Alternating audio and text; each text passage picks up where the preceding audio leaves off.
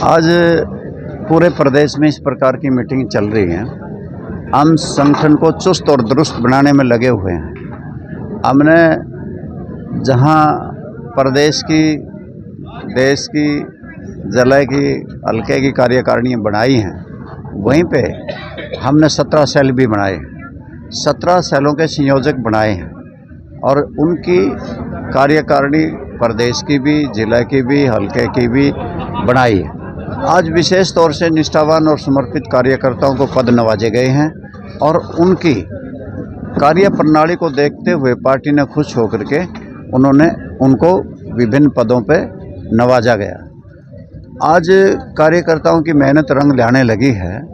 जिस प्रकार से कार्यकर्ता जुड़े हैं, जिस प्रकार से उनको संगठन में लिया गया है, उसका परिणाम निकला कि 25 सितंबर को रोहतक में एक विशाल रैली चौधरी देवीलाल के जन्मदिन पे हुई है, जो अपने आप में एक बहुत बड़ी ऐतिहासिक रैली हुई, जिसके लिए कार्यकर्ता बधाई के पात्र हैं। आज हरियाणा प्रदेश की कानून व्यवस्था ठप है।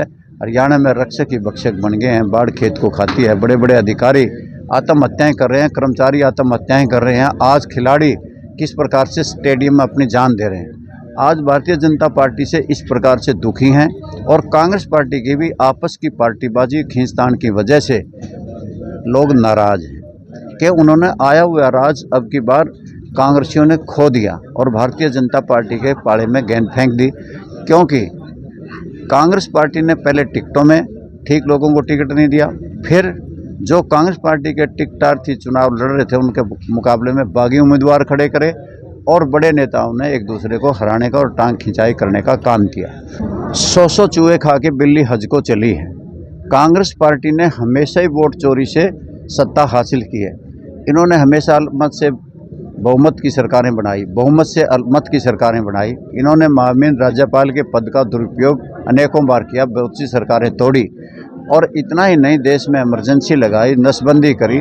बड़े बड़े नेता स्वर्गीय चौधरी देवीलाल, स्वर्गीय चौधरी चरण सिंह, जयप्रकाश नारायण, मोरारजी देसाई, अटल बिहारी वाजपेयी जैसे नेताओं को जेलों में बंद रखा। लाखों नर नारी देश के जेलों में थे, नसबंदी धक्के से करी और न्यायपालिका पे प्रहार करे।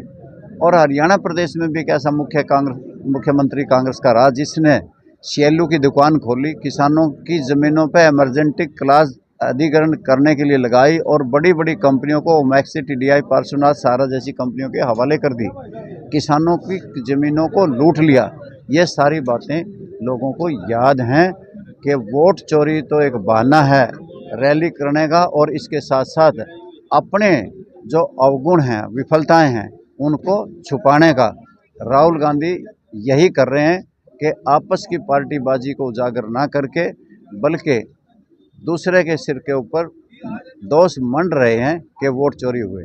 वो अपनी अपनी पार्टी को मजबूत करने का उनका अपना तरीका है कि वो पार्टी में रह करके पार्टी की नीतियों के लिए यात्रा निकाल रहे हैं। परंतु आप देखेंगे उसमें भी पार्टीबाजी है कि कुमारी शैलजा जी, रणदीप सुरजेवाला जी तो उसमें जाते हैं, कुलदीप शर्मा जी जाते हैं, पूर्व में स्पीकर रहे हैं, वो भी उस यात्रा में जाते हैं। परंतु इस प्रदेश के सीएलपी के लीडर नहीं जाते, इस प्रदेश के कांग्रेस पार्टी के प्रेसिडेंट नहीं जाते उस यात्रा में, राव नरेंद्र सिंह। और इस यात्रा को ये कहते हैं कि ये यात्रा कांग्रेस द्वारा अधिकृत नहीं है, ये विजेंद्र सिंह की व्यक्तिगत यात्रा बताई जा रही है कांग्रेसियों द्वारा। जुलाना की जेजेपी की रैली को कैसे देखते? जुलाना की रैली जो थी, आपको पता ही है कि 10,000 कुर्सियाँ लगाई गई थी, 3,000 कुर्सियाँ उसमें से उठाई गई थी और चुपके चुपके उनको छुपा करके ले जाया जा रहा था। और इसी प्रकार से जेजेपी के संस्थापक ने जिस प्रकार का बयान दिया वो बड़ा हास्यप्रद है। उन्होंने ये कहा कि चौधरी देवीलाल और चौधरी चरण सिंह और किसानों के मसीहा सर छोटू राम और प्रकाश सिंह बादल वो काम नहीं कर सके किसानों के लिए जो मेरे बेटे ने करके दिखाया।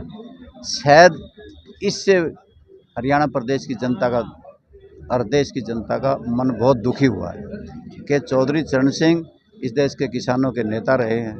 चौधरी देवीलाल ने सारी ज़िंदगी किसानों के लिए संघर्ष किया, अनेकों जन कल्याणकारी योजनाएं चलाई। दीनबंधु सर छोटू राम ने इस प्रकार के बहुत से कानून बनाए जिसकी वजह से आज भी किसान उनको अपना मसीहा मानते हैं और प्रकाश सिंह बादल का नाम भी आज भी किसानों में सम्मान से लिया जाता है।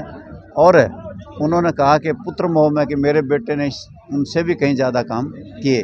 उनकी रैली की कोई लोगों ने इस प्रकार की अहमियत नहीं दी। चौधरी ओम प्रकाश चौटाला की पहली पुण्यतिथि 20 दिसंबर को होगी, जिसमें हरियाणा प्रदेश के लाखों नर नारी उन्हें श्रद्धा सुमन अर्पित करने के लिए तेजाखेड़ा फार्म हाउस पर बनी हुई उनकी स्मृति में समाधि पर पुष्प अर्पित करेंगे।